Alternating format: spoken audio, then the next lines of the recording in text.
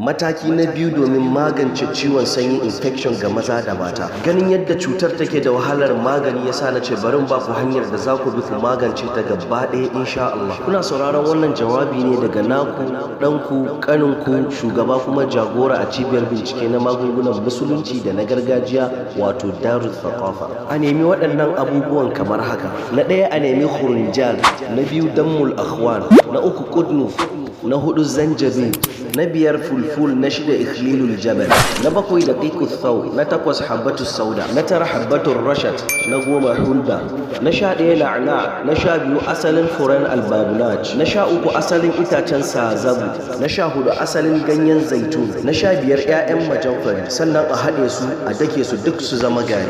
Wannan abubuwa da na lissafo ana son idan an tashi daka su duk su zama gari sosai, sannan a dinga ɗiban teaspoon ana tafasa shi da ruwa cikin ƙaramin kofi. Bayan ya tafasa sai a sa zuma gwargwadon yadda zaƙin zuman zai fito, yadda za a ji daɗin shansa kenan kamar shayi. Haka za a yi ta yi safe da yamma. Idan kuma ya yi tsanani a jikin mutum to ya dinga sha sau 3 a rana. Ana son a kai tsawon sati 2 ana amfani da shi ba tsallakewa insha Allah, in dai maganar sanyi ne.